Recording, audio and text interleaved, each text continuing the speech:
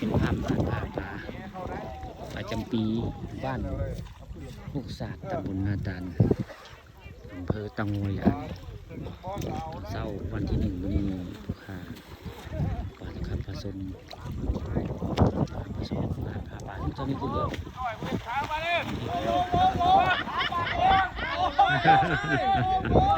ปลาใหญ่พอเห็นตะตีเพ่งโอ้เห็นปลาใหญ่แล้วตาเบิ่งเนาะผู้โอ้ตีนซี่ผ้าแล้วปลาหยังขึ้นมาเบิ่งหนูปลาหยังจ้อยเราปลาของเรา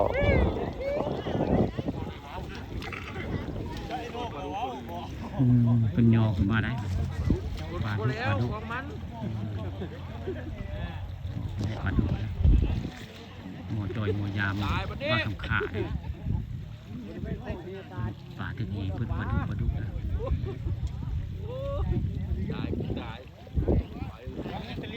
แต่ปลาดุแล้ว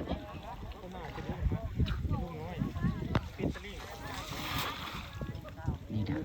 คืองานผาป่าประจำปีของน้องปุ่มบ้านโคกศาสตร์ตำบลนาตาลอำเภอตะงอยปลาตัวใหม่มาเนาะปลาตัวเก่าหาเห็นมาปีนี้หม่งปลาชนปลาอยู่กับ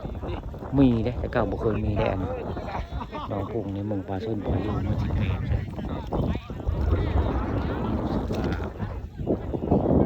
จะบอกว่าปีกาย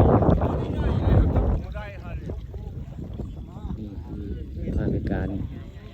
หาปลาหนูปุ่มประจำปีข้างเลขเด้นี่คือน้องปุ่มบ้านโคกศาสตร์ตำบลนาตาลอำเภอตะงอยอย่างนี้คุณกะโบราณโบหน่วยได้มื้อนี้ปลาประจำปีของไทยบ้านโคกศาสตร์ตำบลนาตาลผู้ค้าปลาตะขาบผสมมื้อนี้พามาชมงานปลาประจำปีน้องปุ่ม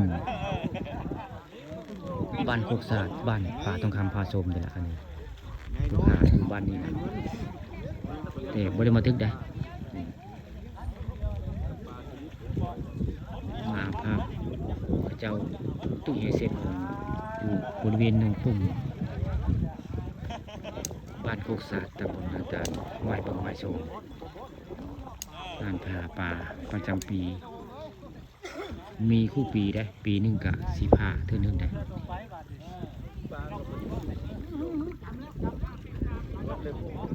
สูนละบ่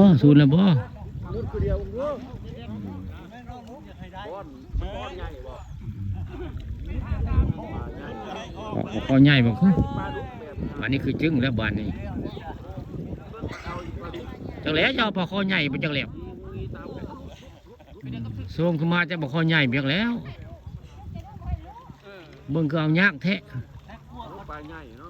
ยันปลาใหญ่ฮันทวันนี่เบิ่งแล้วทำท่าเฮิงแล้วผู้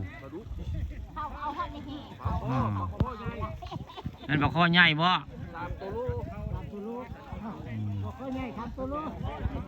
3 ตัวโลที่